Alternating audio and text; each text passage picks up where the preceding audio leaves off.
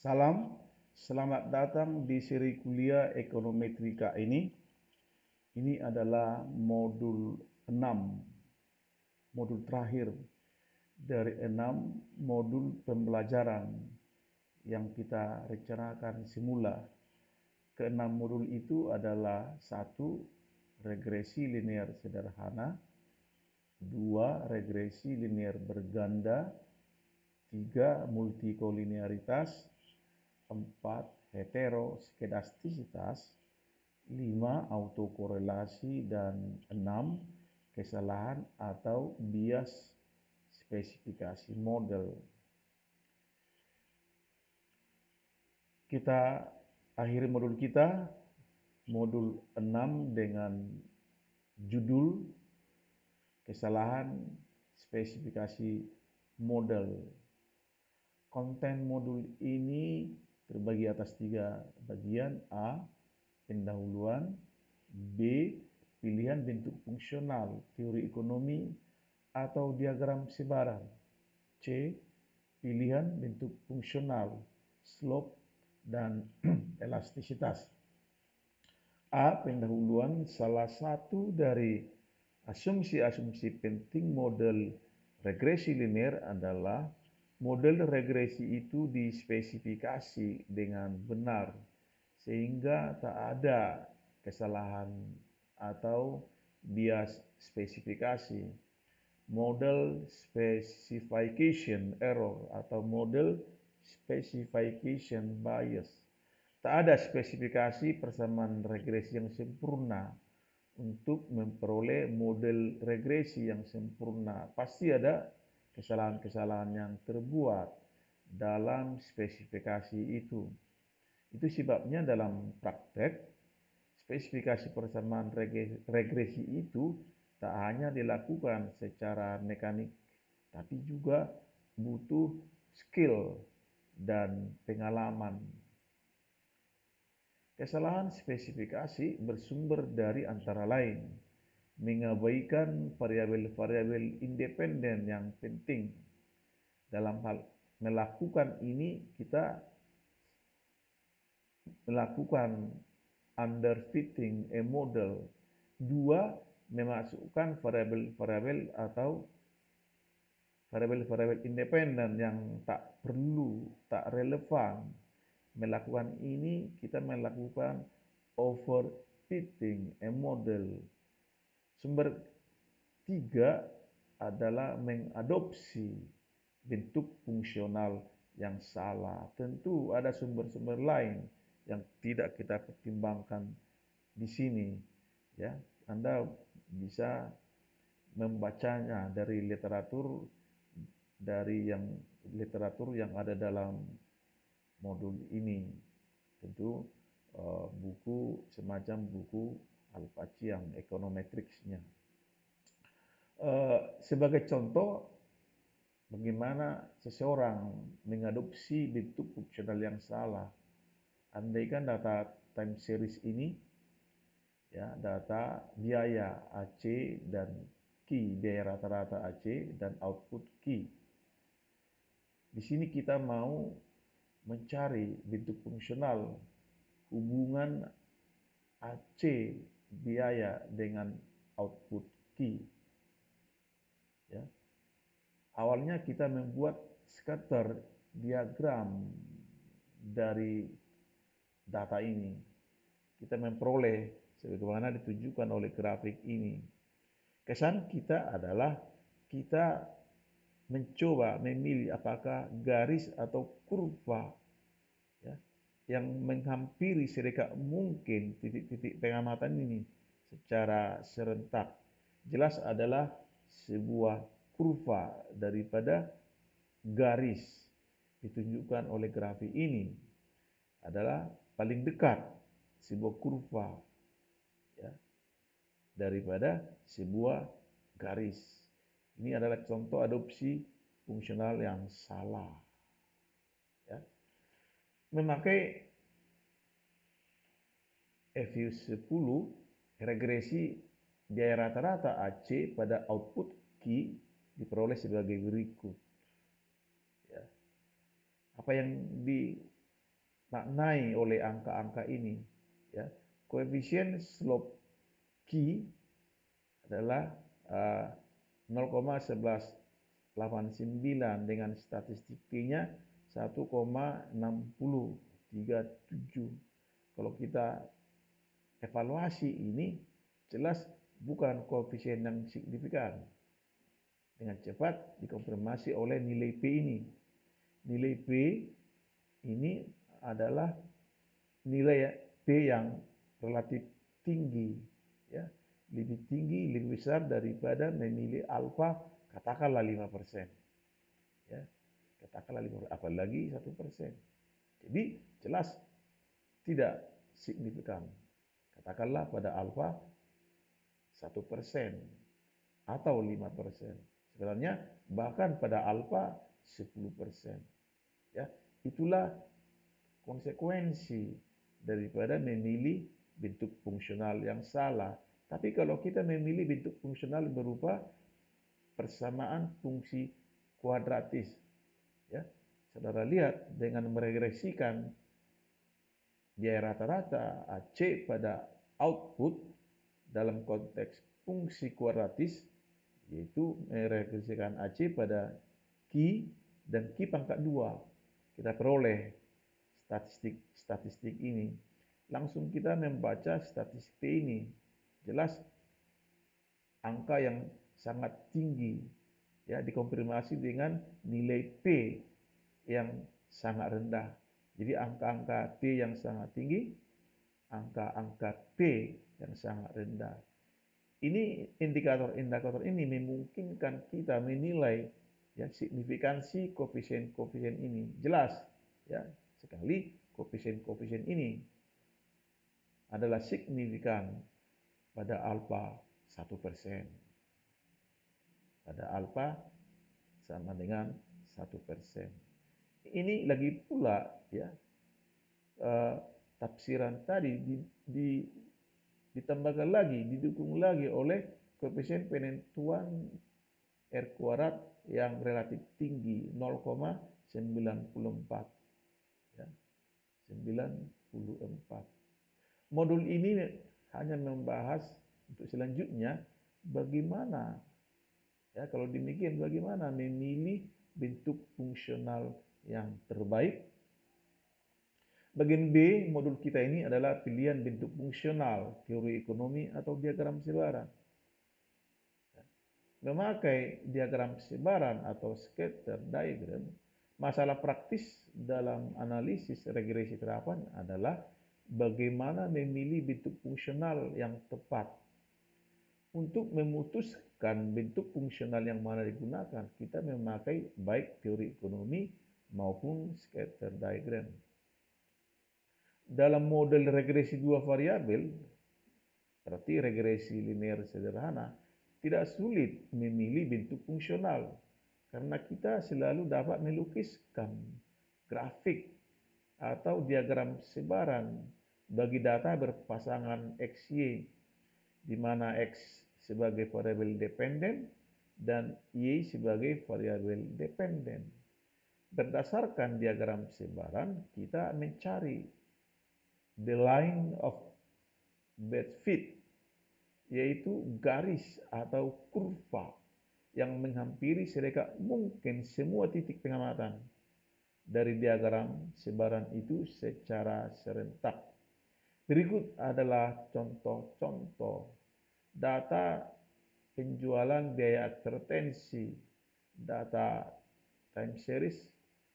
Kita coba buatkan diagram sebaran data ini dengan mengukurkan biaya advertensi pada sumbu vertikal dan variabel dependen penjualan diukurkan pada sumbu horizontal.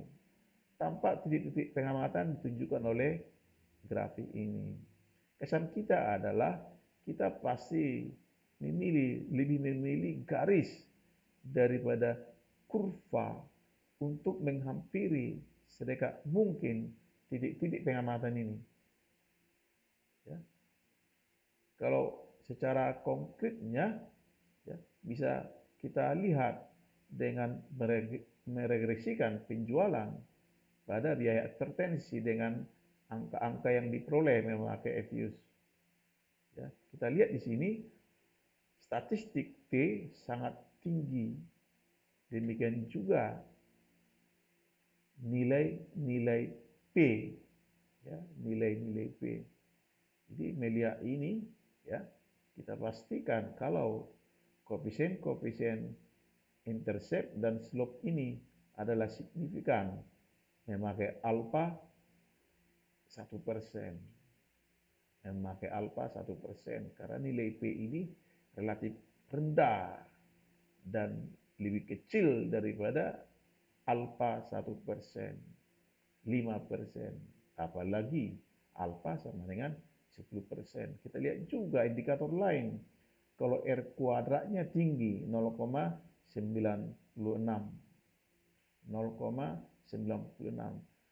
Kalau dibandingkan memakai bentuk fungsional yang salah ini, ya, ternyata statistik T ini relatif rendah daripada sebelumnya.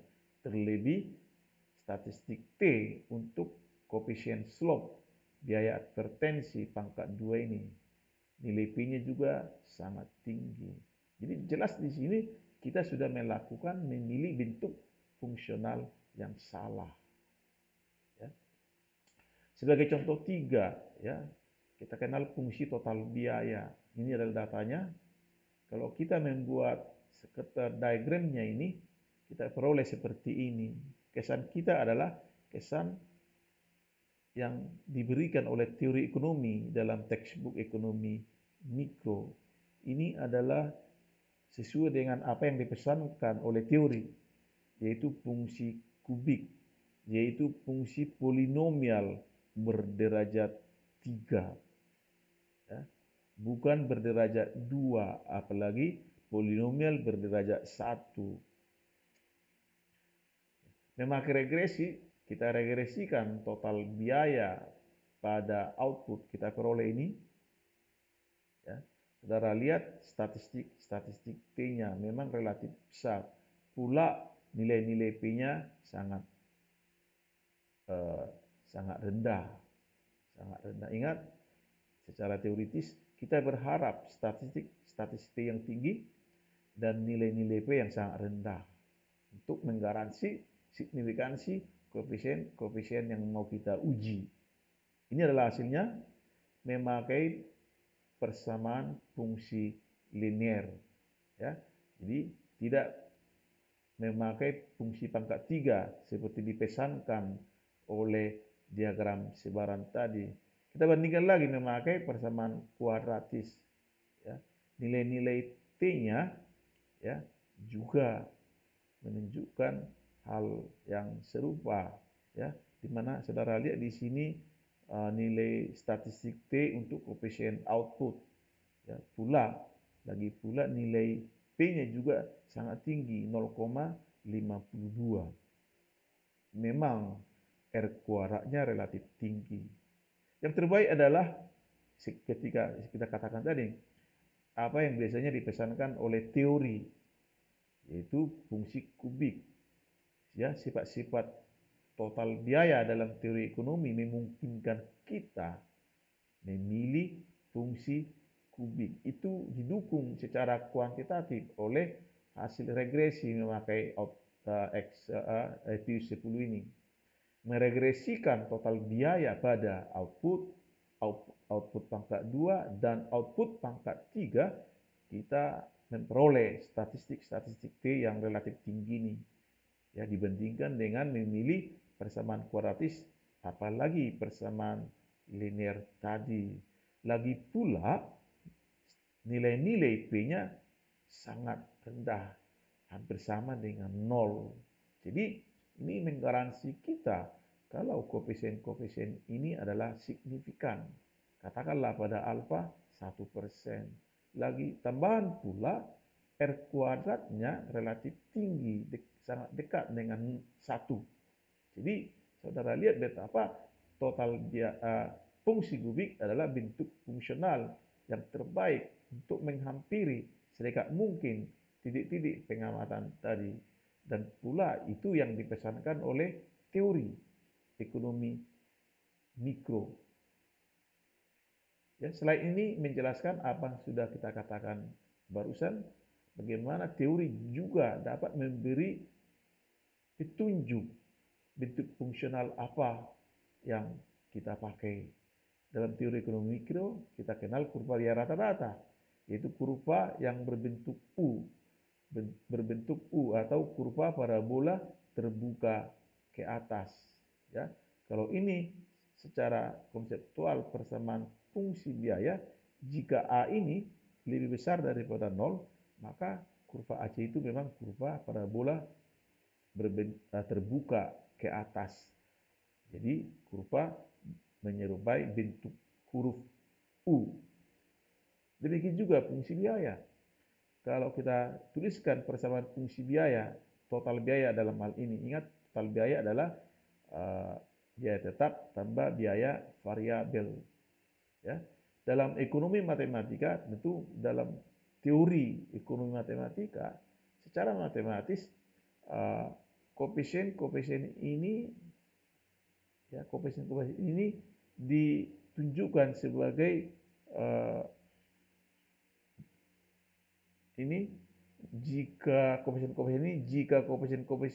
ini B1, B2, B3 ditunjukkan oleh bahwa B3, B1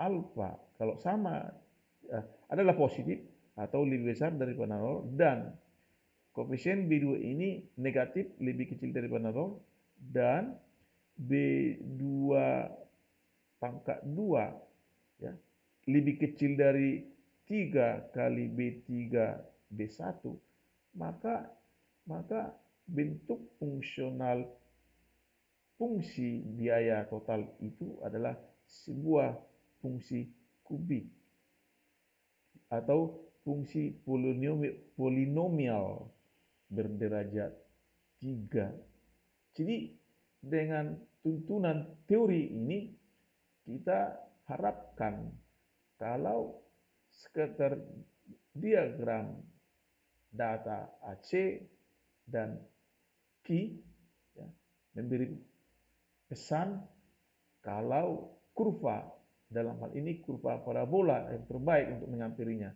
bukan fungsi, bukan garis. Demikian juga ya seperti dipesankan teori bahwa fungsi kubiklah yang terbaik untuk menghampiri data pengamatan total biaya dengan data output. Ada lagi contoh lain ya bagaimana teori memberikan signal ya petunjuk bentuk fungsional apa yang kita pakai. Andaikan kita ingat dalam ekonomi makro fungsi konsumsi dinyatakan sebagai fungsi linear. Ya, mengapa fungsi linear bukan fungsi kuadratis? Ya, kita tahu konsumsi adalah fungsi pendapatan. Pendapatan naik, konsumsi naik. Pendapatan turun, konsumsi turun. Kalau pendapatan meningkat, reaksi masyarakat adalah ya secara akal sehat akan menambah konsumsinya, akan menambah konsumsi seiring dengan peningkatan pendapatan. Pertanyaan sekarang, seberapa besar masyarakat menambah kenaikan, ya, membuat kenaikan konsumsinya? Tentu tak ada masyarakat, ya, tidak ada orang yang rasional akan menghabiskan seluruh kenaikan pendapatannya. Pasti sebagian ditabungnya secara rata-rata, secara umum. Itu berarti perubahan C per perubahan Y adalah sebuah angka pecahan lebih kecil daripada 1 tetapi lebih besar daripada 0. Itu yang kita kenal dalam teori ekonomi makro sebagai MPC, singkatan dari marginal propensity to consume. Jadi konsep-konsep ini memungkinkan kita memilih persamaan fungsi linear dalam meregresikan konsumsi pada pendapatan. Sekarang kalau teori ekonomi atau diagram sebaran tidak memberikan bentuk fungsional yang mana kita pilih. apa cara kita untuk merumuskan, mengadopsi bentuk fungsional yang baik. Kalau kita menghadapi model regresi berganda, kalau kita hadapi regresi berganda, memutuskan bentuk fungsional tepat menjadi tidak mudah. Tidak mudah karena apa? Karena sulit membayangkan grafiknya, yaitu grafik berdimensi 3, yaitu sebuah bidang, ya.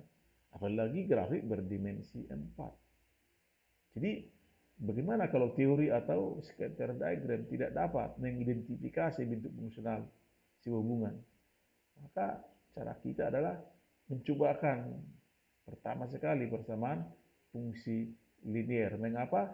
Karena fungsi linear itu sederhana untuk kita terapkan. Ya, jadi tapi dalam praktek kalau teori ekonomi atau diagram sebaran tidak dapat memberikan bentuk fungsional yang tepat, biasanya ya dalam praktek kita mencoba berbagai kandidat bentuk fungsional. Akhirnya kita memilih bentuk fungsional yang mana yang tepat berdasarkan pertimbangan slope dan elastisitas dari berbagai kandidat model tersebut. Ya. Sifat-sifat berbagai model regresi yang didasarkan pada slope dan elastisitas dalam modul ini yang kita pertimbangkan adalah model-model yang terdapat dalam tabel 1 ini. Ada sebanyak 6 bentuk fungsional yang bisa kita pilih untuk kita cobakan. Akhirnya bentuk fungsional yang mana yang tepat untuk kita pakai. Bentuk fungsional pertama adalah fungsi linear dengan persamaan Y sama dengan B1 tambah B2X. Ya, ini paling mudah mencari slope-nya, yaitu derivatif pertama Y terhadap X jelas adalah B2. Ya. Bagaimana slope elastisitasnya? Dengan rumus akan diterangkan nanti. Elastisitasnya dengan rumus ini adalah B2 X per Y. Ya. Ini jelas sebuah variabel, bukan konstanta seperti ini. Ya, akan jelas kemudian bahwa yang mana di sini sebagai variabel, sebagai slope, sebagai elastisitas, jelas adalah hasil ini. Ini semua variabel. Ini adalah variabel, ini adalah variabel. Jadi hanya pada bentuk fungsional linear kita dapati slope yang konstan, elastisitas yang konstan, sebuah angka tetap maksudnya. Sebelum kita lebih jauh melihat ini, terlebih menerapkannya memakai angka-angka, kita pelajari dulu sebentar apa itu slope dan elastisitas. Sebuah fungsi Y sama dengan fungsi X, di mana Y variabel dependen dan X variabel independen. Secara matematika, definisi elastisitas didefinisikan sebagai berikut. Elastisitas dengan tanda epsilon sama dengan dy per dx per y per x. Ya. dy per dx per y per x. Jelas dalam matematika ini kita kenal sebagai fungsi marginal. Sedangkan ini y dibagi x, jelas dia adalah rata-rata. Jadi kita kenal dia sebagai fungsi rata-rata dalam konteks fungsi ini. Mari kita lihat memakai dalam teori ekonomi kita kenal ya konsep terkenal yaitu fungsi permintaan, didefinisikan sebagai Q sama dengan fungsi P. Q adalah kuantitas diminta, sedangkan P adalah harga. Dalam buku teks ekonomi mikro, elastisitas harga dari permintaan atau elastisitas permintaan terhadap harga didefinisikan sebagai berikut, yaitu hasil bagi antara persentase perubahan kuantitas diminta dengan persentase perubahan harga. Dalam notasi matematika, ya, persentase perubahan kuantitas diminta atau perubahan relatif kuantitas diminta dituliskan memakai notasi matematika sebagai delta Q per Q per delta P per P. Ya, dengan catatan persentase perubahan sama dengan perubahan relatif kali 100%. Ingat tadi definisi elastisitas harga hasil bagi antara persentase perubahan kuantitas diminta dengan persentase perubahan harga. Boleh juga kita katakan hasil bagi antara perubahan relatif kuantitas diminta dibagi dengan perubahan relatif harga. Elastisitas tadi dapat kita tuliskan dalam bentuk lain seperti ini. Delta Q per Q per delta P per P. Kita ubah delta Q per Q kali P per delta P. Pembagian menjadi perkalian. Ini bisa tukar tempat delta Q per delta P kali P per Q. Ya. Ini jelas dapat diubah bentuknya menjadi perkalian kembali menjadi pembagian, yaitu delta Q per delta P per Q per P. Jadi serupa dengan definisi matematika tadi. Kita tandaskan di sini bahwa elastisitas itu tak sama dengan slope. Mari kita lihat. Epsilon P sama dengan delta Q per Q per delta P per P. Ya, diubah menjadi perkalian, yaitu P sama dengan delta Q per delta P kali P per Q. Ini sendiri kita kenal sebagai slope. Jadi dapat kita tuliskan EP elastisitas sama dengan slope kali P per Q. Jadi elastisitas adalah fungsi daripada slope juga. Jelas sekali kalau slope makin besar, elastisitas makin besar. Kalau slope makin kecil, elastisitas makin kecil. Demikian. Elastisitas berkaitan dengan slope. Tapi ingat, elastisitas itu tak sama dengan slope.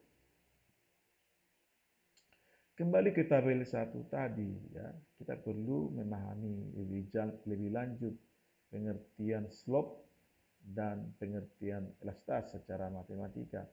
Kita sudah buktikan formula-formula itu dalam slide ini, ya.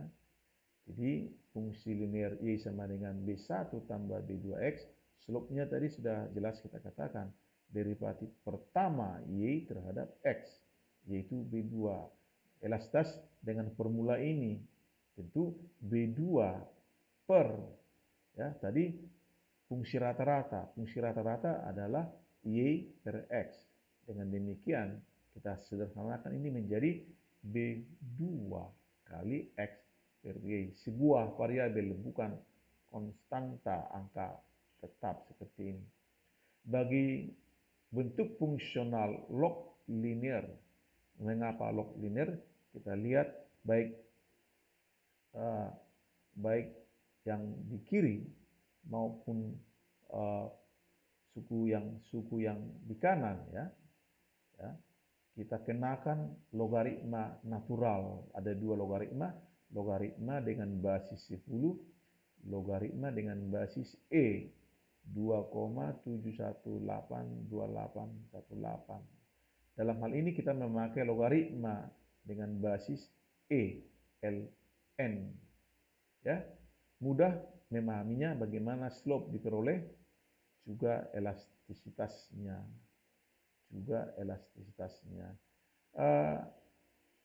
Untuk fungsional ketiga disebut log lin, dengan artian hanya ruas kiri, variabel dalam ruas kiri yang dikenakan logaritma, tidak pada variabel pada ruas kanannya. Ya, perumusan slope dan elastisitasnya dapat saudara ikuti ini. Demikian juga bentuk fungsional 4 disebut line log. Artinya ya, hanya variabel di ruas kanan yang dikenakan logaritma, tidak pada variabel di ruas kiri. Ya, slope dan elastasnya dapat saudara ikuti prosesnya ini. Diperoleh B2 sebagai konstanta, tetapi ini sebagai variabel. Bentuk fungsional 5 resiprokal, ya. Mengapa resiprokal? Karena x bukan dalam x pangkat 1 dengan perkaliannya dengan B2, tapi 1 per x. Itu sebenarnya dikatakan resiprokal, ya. Bisa saudara ikuti proses penemuan slope dan elastisitasnya. Ini konstan, sedangkan ini adalah sebuah variabel. Lanjut, terakhir log resiprokal, ya. Di sini variabel di ruas kiri yang diberikan logaritma natural, tidak pada variabel pada ruas kanannya. Lagi-lagi ini dengan cara yang serupa, kita cari slope-nya sebagai konstan, tapi tidak pada elastasitasnya sebagai variabel. Demikian 6 bentuk fungsionalnya. Bagaimana slope dan elastisitasnya dicari. Bentuk-bentuk fungsional ini akan kita jelaskan dengan memakai angka-angka. Lalu kita dapat memutuskan bentuk fungsional yang mana yang kita pakai, ya, dengan pertimbangan slope dan elastisitas. Tadi kita katakan mencobakan berbagai kandidat model, ya, ketika diagram sebaran dan atau teori tidak dapat memberikan bentuk fungsional yang mana kita pakai. Jadi katakanlah kita menghadapi data indeks harga konsumen dengan uang beredar, kita tahu bahwa indeks harga konsumen adalah fungsi uang beredar M1, uang beredar dalam arti sempit. Kita tahu secara teoritis makin banyak uang beredar, ya, diharapkan indeks harga konsumen akan naik. Jadi hubungannya adalah hubungan positif. Berbagai model kita ujikan, ini adalah bentuk-bentuk fungsional yang berbeda-beda. Ada 4 kita tawarkan. Ya, pertama adalah fungsi linear, kemudian mengenakan logaritma natural bergantian mula-mula pada kedua variabel di ruas kiri dan ruas kanan, kemudian hanya di ruas kiri, kemudian hanya di ruas kanan, sesuai dengan bentuk fungsional yang kita lihat tadi di tabel 1. Ini adalah datanya, data aktual dari perekonomian Indonesia mulai bulan Januari tahun 2014 hingga bulan Desember tahun 2019. Data bersumber dari Badan Pusat Statistik Indonesia (BPS). Kalau kita cobakan juga diagram sebaran data berpasangan IHK dengan M1 tersebut, maka kesan kita adalah sebuah garis linear, ya, semua garis linear. Kita lihat lagi lebih kuantitatif lagi memakai regresi dengan meregresikan IHK pada M1. Kita peroleh ini hasil dari FUS 10. Terus cepat kita melihat statistik T-nya. Memang sangat tinggi statistik T-nya. Pula nilai-nilai P-nya sangat rendah. Ini yang kita harapkan. Memang kita dapat simpulkan bahwa uang beredar atau M1 secara signifikan mempengaruhi indeks harga konsumen.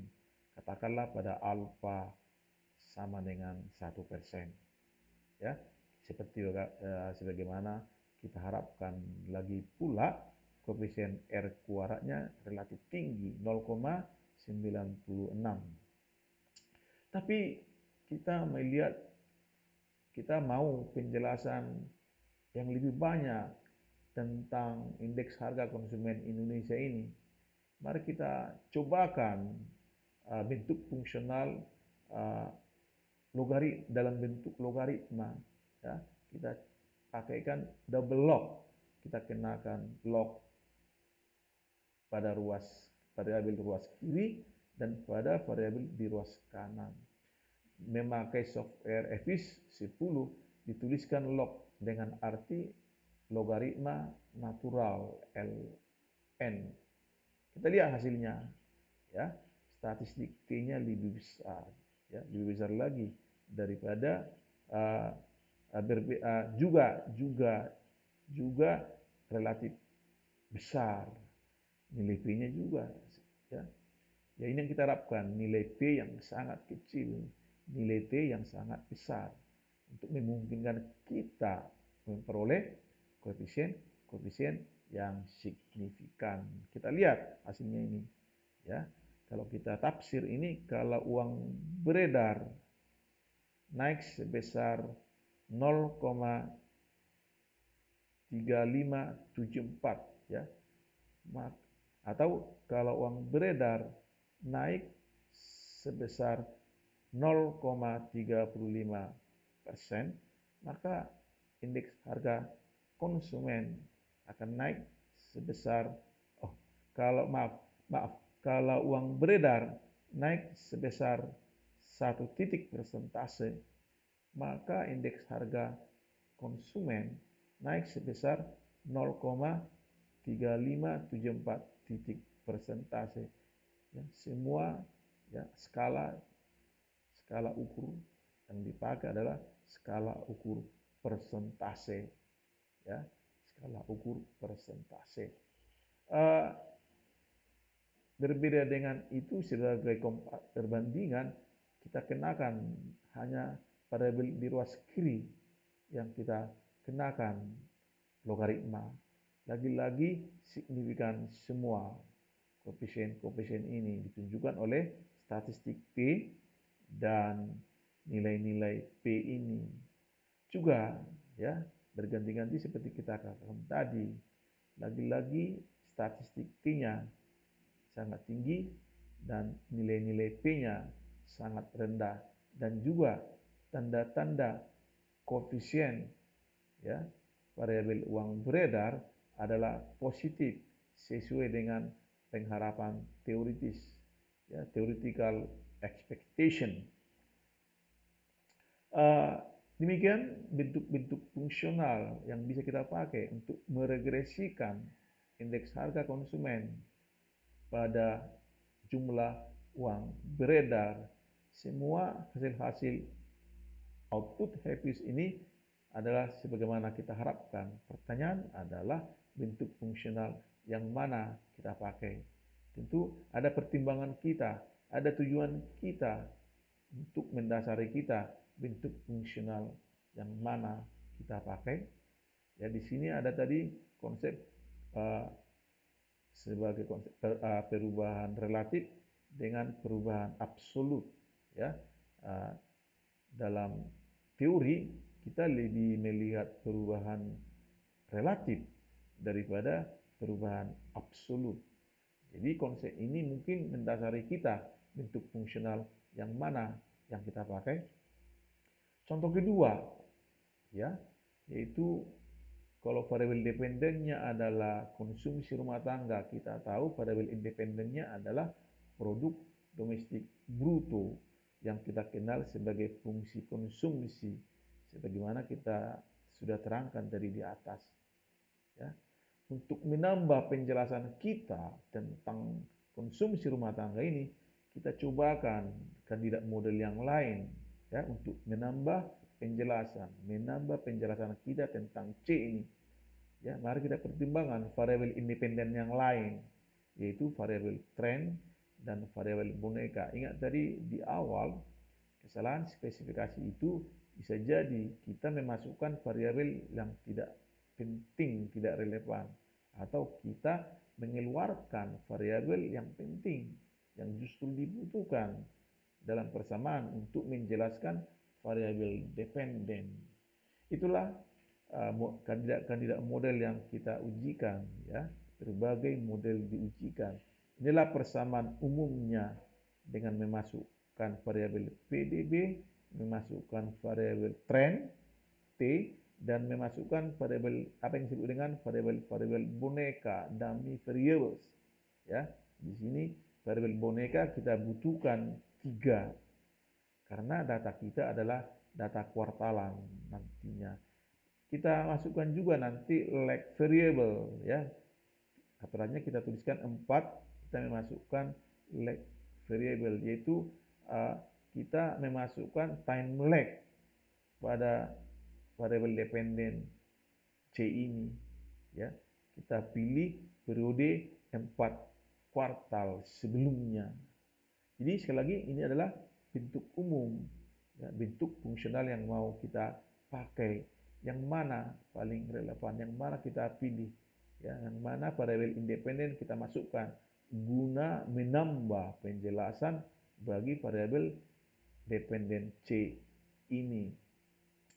Kita pakai data ekonomi Indonesia, data kuartalan yang kita ambil dari Badan Pusat Statistik Indonesia, konsumsi dalam data kuartalan tahun 2010, kuartal pertama 2010 hingga kuartal keempat 2020. Dibikin juga data produk domestik bruto.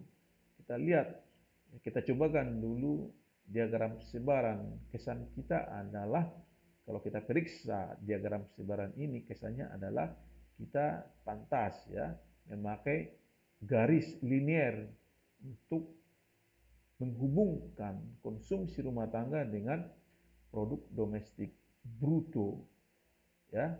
Secara matematik, ya, ekonometri, kita langsung mencobakan persamaan fungsi linear dengan meregresikan konsumsi rumah tangga pada produk domestik bruto. Kita lihat statistik-statistik P ini, ya, cukup tinggi, juga nilai-nilai P ini sangat rendah. Jadi kita pastikan bahwa koefisien-koefisien ini adalah signifikan, adalah koefisien-koefisien yang bernas pada tingkat signifikansi. Katakanlah alfa sama dengan 1%. Saudara lihat juga koefisien R kuadratnya yang relatif sangat tinggi, hampir sama dengan 1.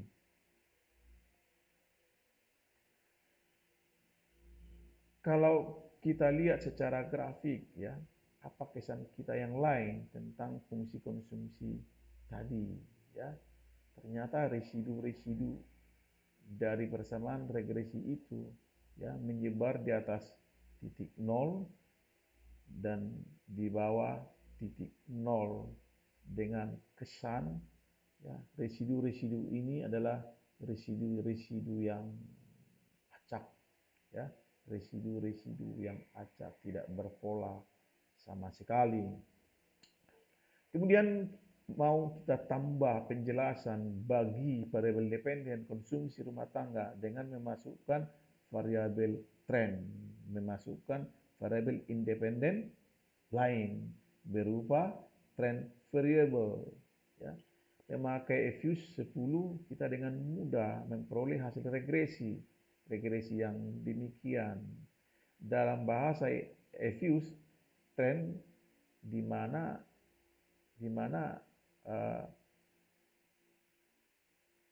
data ini diberi angka 1, angka 2, angka 3 dan seterusnya, ya, dan seterusnya. Maka kita memperoleh hasil regresi sebagai berikut, ya. Jadi kita dapat katakan bahwa konsumsi rumah tangga secara rata-rata secara kuartalan naik sebesar 11.294,8725, ya. Saudara, ini MPC, marginal propensity to consume, adalah sebuah pecahan yang positif sesuai dengan ekspektasi teori. Saudara lihat statistik P ini relatif tinggi dan nilai-nilai P yang relatif rendah. Jadi semua ini adalah koefisien yang signifikan. Lagi-lagi koefisien R kuadratnya juga relatif tinggi, hampir sama dengan 1. Memakai bentuk fungsional lain, kita mengenakan skala logaritma natural pada variabel dependen konsumsi rumah tangga. Jadi nanti penafsirannya kita mau melihat perubahan relatif atau persentase perubahan Y kalau variabel-variabel dependen ini berubah. Tadi sebelumnya yang kita lihat adalah perubahan absolut konsumsi rumah tangga. Ini adalah hasilnya. Ya, masih menghasilkan statistik P yang relatif besar dan juga nilai-nilai P yang sangat kecil. Ya, yang sangat kecil. Kita lihat polanya, ya, pola ini bisa memungkinkan kita melihat standar error dari estimasi itu tentu yang relatif lebih besar 0,0363 untuk dibandingkan dengan di sini standar errornya sangat tinggi ya dibandingkan dengan angka ini rendah ketika kita mengenakan bentuk fungsional, yaitu mengenakan logaritma pada variabel dependen C. Ya, jadi kita bisa melihat statistik standar error estimasi juga untuk melihat kebaikan model yang kita adopsi. Ya, ini kita lihat residunya berpola, ya, berpola, residunya berpola. Kemudian ada salah ini, kita lebih melihat ini, ya, kita lebih melihat ini, kita memasukkan variabel boneka dalam model kita. Mengapa? Karena data kita adalah data kuartalan, dimungkinkan dimungkinkan data konsumsi bisa meningkat karena faktor musim. Dimungkinkan variabel konsumsi meningkat atau menurun karena faktor musim. Untuk itu dalam ekonometrika kita boleh menambahkan apa yang disebut dengan variabel boneka, ya, dalam persamaan regresi kita. Ya, dalam EFUSE kita dengan mudah menentukan variabel-variabel musim D1 untuk kuartal pertama, D2 untuk kuartal kedua, D3 untuk kuartal 3, D4 untuk kuartal 4. Tapi dalam hal ini kita hanya memakai 3 variabel musim D1, D2, D3 dengan variabel musim D4 sudah diwakilkan, sudah terbaca, sudah dimasukkan dalam faktor intercept ini C. Kalaupun kita memaksakan regresi logaritma konsumsi rumah tangga pada variabel-variabel independen ini termasuk musim D4, maka kita akan memperoleh matriks yang singular, ya. Artinya kita tidak dapat selanjutnya menghitung koefisien ini. Baiklah, dengan memakai bahasa EFUSE, maka variabel musim untuk kuartal pertama dituliskan dengan perintah ini, @CS1, @CS2, @CS3. Sekali lagi tak ada @CS4. Tadi sudah kita terangkan mengapa tak dimasukkan. Dengan memasukkan perintah ini dalam EFUSE 10, kita memperoleh koefisien ini, ya. Kita memperoleh koefisien ini, ya. Ada kesalahan kita, harusnya ini tidak ada sehingga tak kelihatan dengan baik nilai-nilai P. Tapi statistik P-nya sudah kita lihat di sini, ya. Juga nilai-nilai P-nya ada yang sangat tinggi ini, 0,88, 0,23, 0,62. Sedangkan nilai P untuk C, PDB dan tren adalah relatif rendah, ya. Sedangkan ini jelas sekali ini tidak signifikan, musim ini tidak signifikan. Sedangkan pada variabel independent trend PDB dan intercept adalah signifikan ya pada alfa, katakanlah alfa sama dengan 5% ya. Alfa sama dengan 5%. Ya, untuk jelasnya perintahnya dalam EFUS dituliskan oleh ini. Ya, sekali lagi kalau kita memaksakan mau mencoba, misalnya memasukkan ETSIS 4, maka hasilnya adalah seperti ini, tak ada hasilnya. Ya, EFUS memberikan pesan near singular matrix error. Regressor may be perfectly collinear. Artinya variabel-variabel independen tadi ya mungkin berkorelasi secara sempurna. Memang berkorelasi secara sempurna. Ya, dalam bahasa pencarian koefisien-koefisien bahwa matriks yang terbentuk, ingat sistem persamaan normal, matriksnya adalah matriks yang singular, ya, dekat dengan matriks yang singular sehingga memungkinkan kita tidak bisa menyelesaikan ya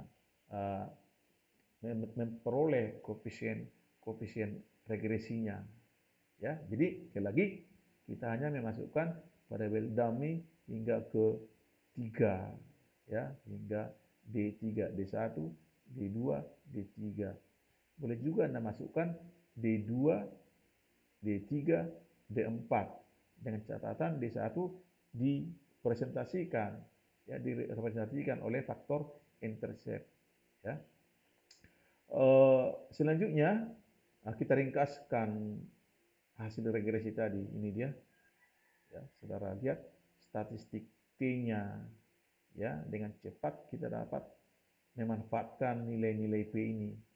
Mana yang lebih kecil, yang sangat kecil. Ini sangat besar. Nilai P yang sangat besar, nilai P yang sangat besar. Ya, jadi bagaimana? Apa kesan kita memakai bentuk fungsional seperti ini, memasukkan dummy variabel boneka dengan variabel trend dengan variabel dependen dalam skala logaritma natural. Untuk komparasi mari kita lihat lagi, kalau kita memasukkan variabel independen lain,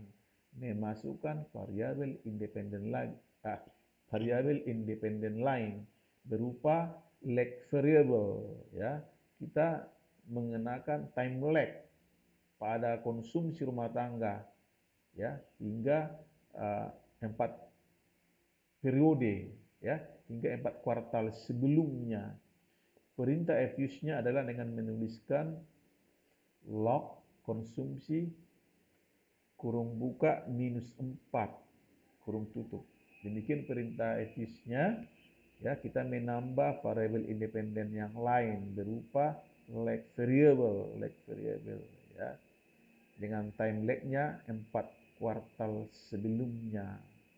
Dengan meregresikan independen ini terhadap variabel independen ini, hasilnya adalah sebagai berikut. Kesan kita adalah nilai P pada koefisien slope, dikatakan koefisien slope ini musim 2 D2 ternyata sangat besar ya, 0,3799 ya.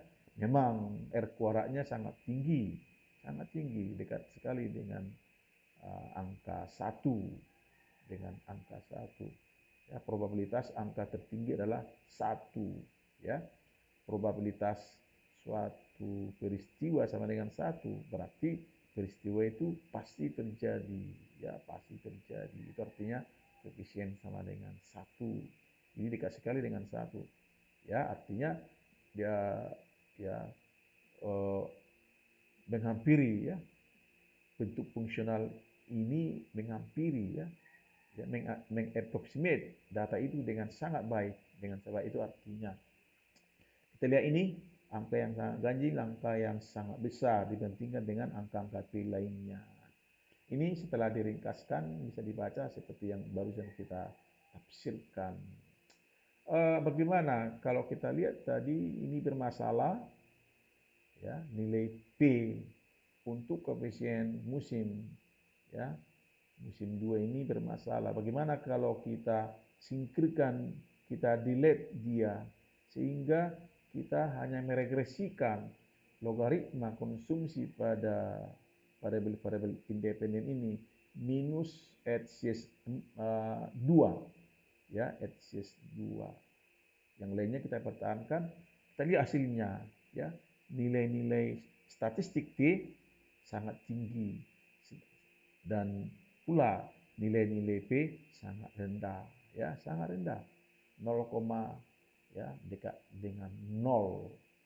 Pula, ya, koefisien penentuan R pangkat 2 juga, ya, dekat dengan 1, ya.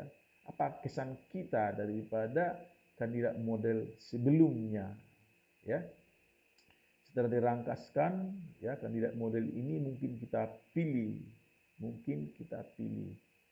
Jadi yang mana kita pilih tergantung pada, ya, pertimbangan kita akan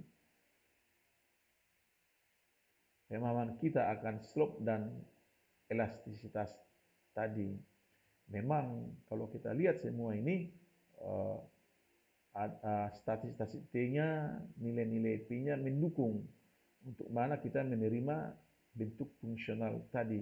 Tapi ada tujuan mungkin yang kita lihat yang lain, sehingga kita memilih bentuk fungsional yang mana. Tetap bentuk fungsional yang kita pilih itu adalah statistik P-nya yang relatif besar, nilai-nilai P-nya yang relatif kecil, yang memungkinkan koefisien regresi adalah signifikan. Di samping itu, tak kalah pentingnya adalah tanda-tanda koefisien dari variabel-variabel independen itu harus sesuai dengan teori.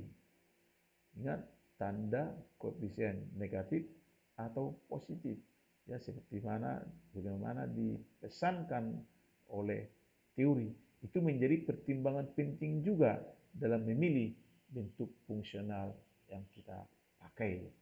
Contoh 3, ya, kita kenal variabel indeks harga saham gabungan, yaitu harga rata-rata dari harga-harga saham di bursa efek kita, ya. Biasanya, ya, kadang-kadang sulit mencari independen bagi variabel dependen ini, ya, sehingga kita langsung menghubungkannya dengan waktu, ya, variabel tren. Tapi tren mana yang lebih cocok? Apakah tren linear, apakah tren kuadratik, atau tren kubik? Ini contoh data aktual IHSG Indonesia mulai Januari tahun 90 hingga Desember tahun 2000. Ini pernah saya pakai dalam riset mandiri saya. Ternyata scatter diagramnya menyerupai kurva kubik. Ya, tentu tidak mungkin kita memilih kurva kuadratis, apalagi kurva linear. Jadi jelas sekali, ya, kurva dalam hal ini kurva kubik polinomial derajat 3 lebih tepat menghampiri sedekat mungkin titik-titik pengamatan ini, ya. Jadi dengan cepat kita dapat ini. Kalau sebagai realnya ini, saudara lihat kurva kuadratik tidak cocok, apalagi linear. Jadi yang cocok adalah kurva kubik, ya. Ini dapat dihasilkan memakai software SPSS 26 juga, software Minitab juga bisa, ya, dengan sekaligus menampilkan kurva-kurva yang kita minta.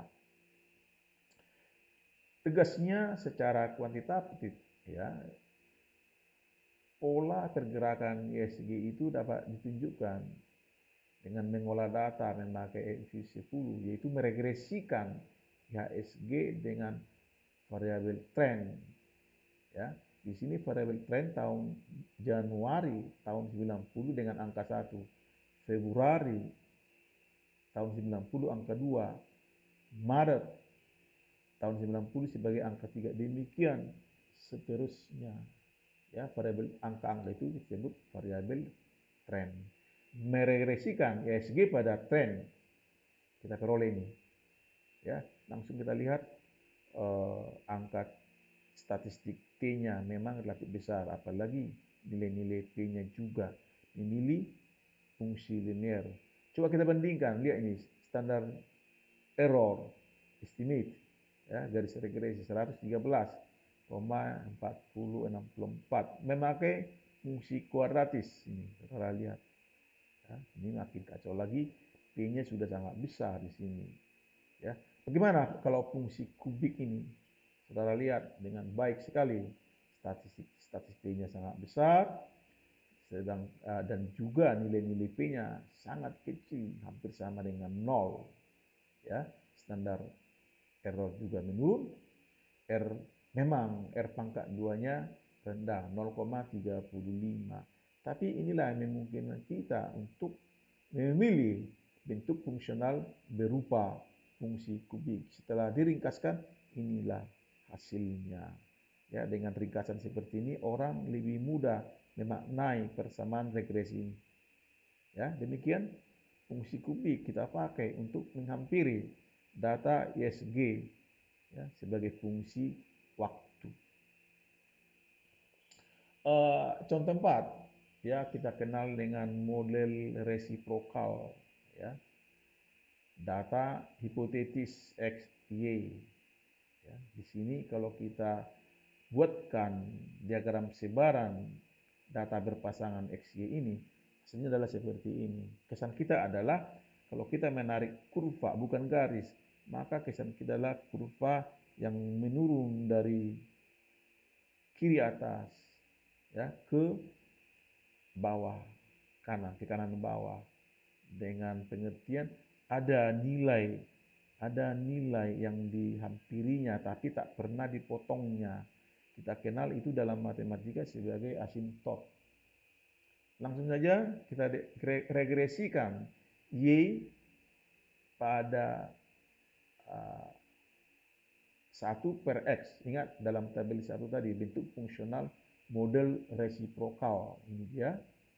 Kesan kita adalah langsung kepada statistik T ini relatif tinggi. Juga nilai-nilai P-nya relatif rendah. Ya, artinya apa? Koefisien ini adalah signifikan. Katakanlah pada alfa 1% sebagai tingkat signifikansi yang kita pilih. R kuadratnya memang relatif relatif tinggi, 0,69, ya, 0,69. Ini persamaan fungsi resiprokal yang kita regresikan tadi, diringkaskan. Jadi apa arti angka ini? Arti angka ini adalah jika X makin besar, ya, kalau X makin besar berarti 1/X makin kecil. Secara asimptot 1/X sama dengan 0. Berarti jika X makin besar, Y di sini, ya, makin turun dan mendekati angka 55,49. Ya, perilaku apa yang ditunjukkan oleh persamaan ini, oleh persamaan resiprokal dalam teori ekonomi? Ya, kita mengenal kurva Engel, ya. Ya, kurva Engel itu menunjukkan perilaku ini, ya, perilaku ini. Oke, jadi penafsiran lain, pemakaian dan penafsiran lain akan fungsi-fungsi yang kita kenal tadi mungkin akan kita jelaskan dalam modul tersendiri, apalagi cara-cara menafsirkan koefisien-koefisien dimaksud. Ya, ada lagi, ya, bentuk resiprokal yang lain ketika kita menyatakan variabel dependen Y sebagai 1/Y. Mengapa 1/Y? Itu sebabnya dikatakan resiprokal, bukan Y, tapi kebalikannya, 1/Y.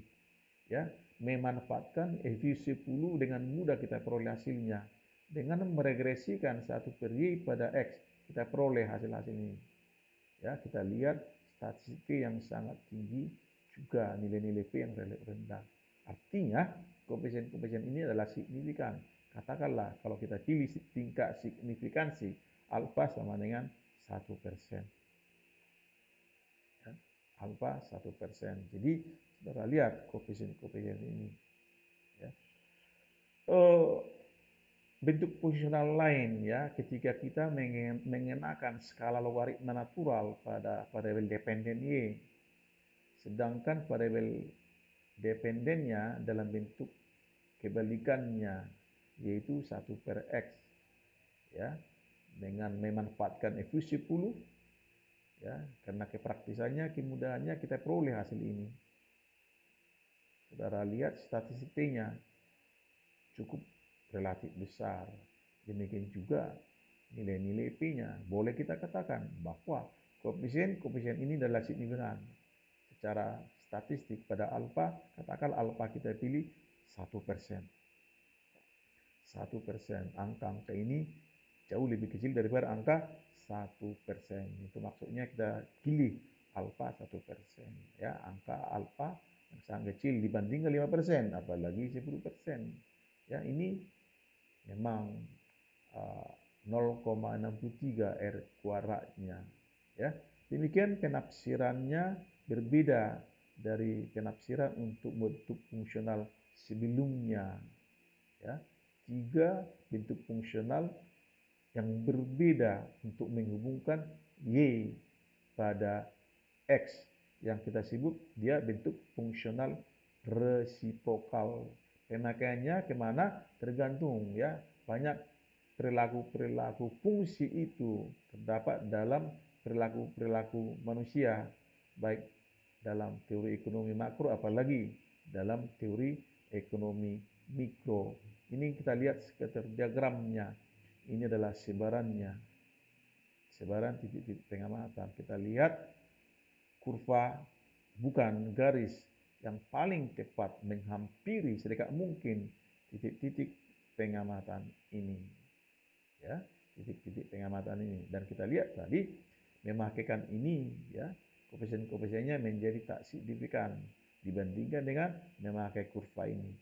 Ya, jadi demikian kurva atau garis dapat kita pakai untuk merumuskan bentuk fungsional. Tapi ketika garis atau kurva, apalagi teori, ya, tak lagi memberikan indikasi bentuk fungsional yang mana, tentu langsung kita pakai bentuk-bentuk fungsional yang kita sudah tawarkan dalam tabel 1 tadi, yang mana kita pilih tergantung pertimbangan kita.